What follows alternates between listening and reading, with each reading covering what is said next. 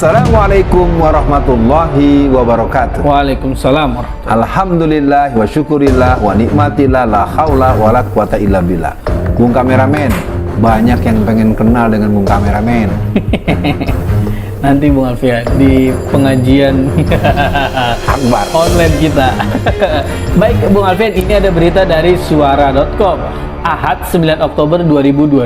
Judulnya Bung Alfian, Puan Maharani gelagapan saat pidato pakai bahasa Inggris. Warganet minta matikan mic daripada malu, Bu.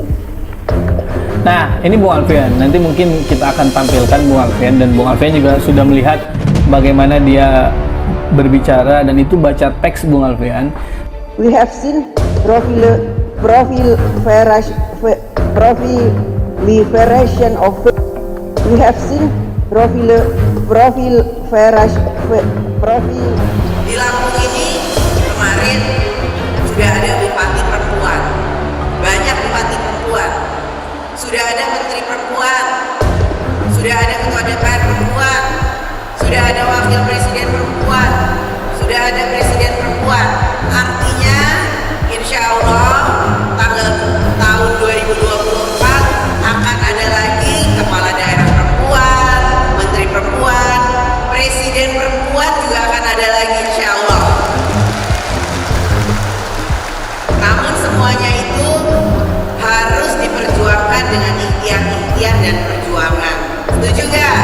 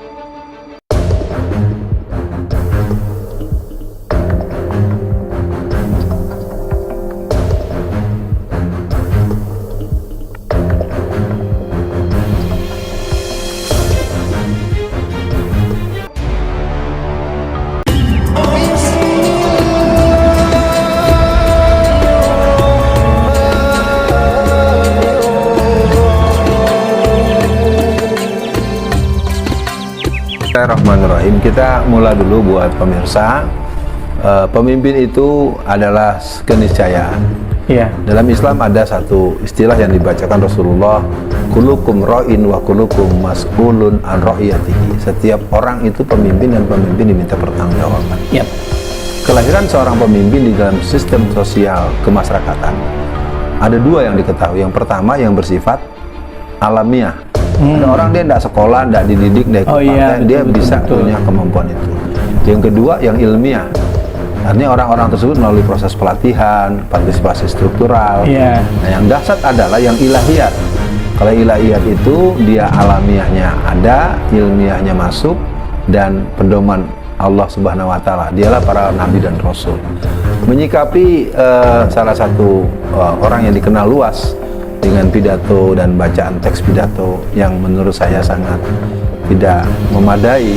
Orang punya keinginan menjadi orang nomor satu di Indonesia, baca begitu saja, kalau bahasa anak Betawinya belepotan. Itu jadi persoalan, dan saya pikir sangat membuat kita tidak nyaman, dan sangat apa yang mau diharapkan kalau orang kan begini, logika sistem berpikir seseorang itu terlihat daripada kemampuan dia mensistematikakan gagasannya lewat kata-kata. Sebenarnya kalau kita ingat sebelum-sebelumnya juga ada kok pemimpin kita yang tidak dikenal mempunyai kemampuan berbahasa Inggris yang bagus. Betul. Tapi dia tetap berwibawa. Nah, karena dia punya karakter, dia punya pemahaman persoalan, dan dia punya sistematika yang memadai. Kalau ini kalau ada netizen yang meminta dimatikan mic, ya saya pikir mudah-mudahan mic-nya ngelawan gitu, dimati tetap hidup gitu, jadi orang bisa denger gitu ya. Gimana Bung kameramen? Iya Bung Alfian, betul yang Bung Alfian sampaikan. Jadi memang ya kalau memang tidak ada kemampuan di bidang itu, harusnya memang dia tetap terlihat wibawa walaupun pakai penerjemah ya Bung Alfian. Iya. Seperti yang kita lihat di Erdogan gitu. Nah Bung Alfian, ini masuk dalam berita sedikit. Video Ketua DPR RI Puan Maharani kembali menjadi sorotan publik. Kali ini videonya saat berpidato dengan bahasa Inggris menjadi bulan-bulanan warganet. Sebelumnya juga jadi bulan-bulanan Bung Alfian karena bagian kaosnya sambil bete. Wajah kaku Ketua DPR RI Puan Maharani saat bagi-bagi kaos di pasar jadi perbincangan di media sosial. Ekspresi wajah Puan yang terlihat masam tanpa senyum saat berbagi.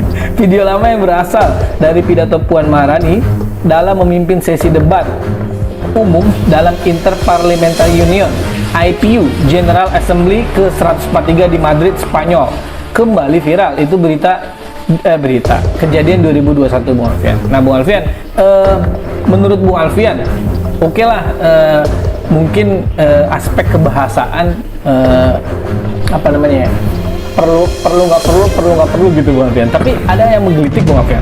Kawan saya itu sampai berpendapat, orang-orang ini kan mereka kalangan menengah ke atas atau atas ke atas Bung Alfian. Apa orang tuanya nggak mendidik dia untuk belajar bahasa Inggris? Apakah orang tuanya tidak mempersiapkan dia untuk berkomunikasi atau bersinggungan dengan orang-orang luar negeri? Nah ini kan pertanyaan Bung Alfian. Ini fenomena di negara kita Bung Alfian. Malah saya lihat banyak yang orangnya kekurangan, malah yang dapat beasiswa, mereka justru bahasa Inggrisnya lancar dan bagus gitu Bung Alfian. Nah, tapi kenapa anak yang nampan emas justru kekurangan ini Bung Alfian? Saya perlu bercerita kepada Bung Kameramen tanpa berpretensi menarik-narik ke belakang. Sejarah yang saya tahu, karena saya kan juga punya pengalaman kurang lebih 30 tahun di kampus. Iya. Ada pengetahuan saya, salah satu orang nomor satu atau pejabat di negeri ini, lihat saja lah ada berapa orang itu yang pernah sampai mendatangi dosen agar anaknya yang datang waktu itu pasukan pengawal bapaknya gitu, datang kepada dosen tersebut di sebuah perguruan tinggi negeri yang ternama. Kebetulan anak itu nilainya D. Allah. Lalu diminta kepada sang dosen agar nilai D itu dirubah paling tidak jadi B lah, kalau tidak lulus lah ya. Jadi B lah, nggak mau C, maunya B. Supaya sang dosen punya idealisme sebagai seorang guru. Ternyata menurut yang saya tahu dia sempat dipukuli karena dia tidak mau merubah. Kenapa saya bicara cerita ini? Karena ini ada satu situasi, boleh jadi jenjang-jenjang sekolah yang dilalui mungkin memang dilalui, tetapi dalam bentuk perintah. Masuk SD, pokoknya ntar ke kelas 6 ijazahnya nilainya 9, 9, 9, 9, 10. Ya, mic-nya Bung Alfian. Nggak takut tangannya. Nah, lanjut Bung Alfian. Jadi sebagai pengetahuan buat pemirsa, di negeri kita itu anak-anak orang yang punya posisi kuat di sektor publik itu sering tidak mengalami proses berstruktur, tidak mengalami proses menempuh sebuah proses. Jadi artinya sekolahnya nggak tahu kapan, tahu-tahu dapat ijazah. Sekolahnya kapan, ijazahnya mah asli gitu. Misalnya ijazahnya nggak palsu, karena kita tidak akan mendukung orang yang punya ijazah palsu untuk bergerak kemana-kemana. Jadi intinya dari saya ya sebagai penegasan, sebetulnya yang saya tahu secara teknologi mutakhir itu, orang itu bisa saja berpidato tetap dengan bahasa Indonesia. Iya, itu di headsetnya berubah bahasa nanti ya. langsung ada perubahan dan langsung ada sistem komputer yang itu langsung. Iya betul. Dan dia cukup saja walaupun dia baca bahasa Indonesia nggak apa-apa, lebih rapi kan. Nanti apalagi kalau dia bacanya pelan-pelan. Saudara-saudara saya bernama Fulanah bin Fulan gini, itu nanti orang yang mendengar itu dalam bahasa masing-masing negara. Oh iya benar. Betul, yang saya tahu begitu. Sebenarnya tidak ada. Ini kan sebenarnya kalau menurut saya lebih bersifat talenta leadership, mental leadership, skill leadership, dan kepatutan ya sebenarnya sangat tidak patut. Namanya juga anak emak gitu. Ya Bu Alfian, untuk akhir sesi di Bacaan Berita kali ini, banyak yang penasaran nih, Bu Alfian, 2024 kita dukung Anies apa enggak nih? Nah ini Bu Alfian, jadi mungkin ada di sinilah kita bocoran-bocoran dikit, apa nih arah-arahan Bu Alfian untuk di 2024 gitu Bu Alfian? Ya 2024 kita sebetulnya tidak terlalu menginginkan sampai ke masa itu. Kita ingin ada penyelesaian yang konstitusional ya pemirsa, jangan salah paham Bung Kameramen.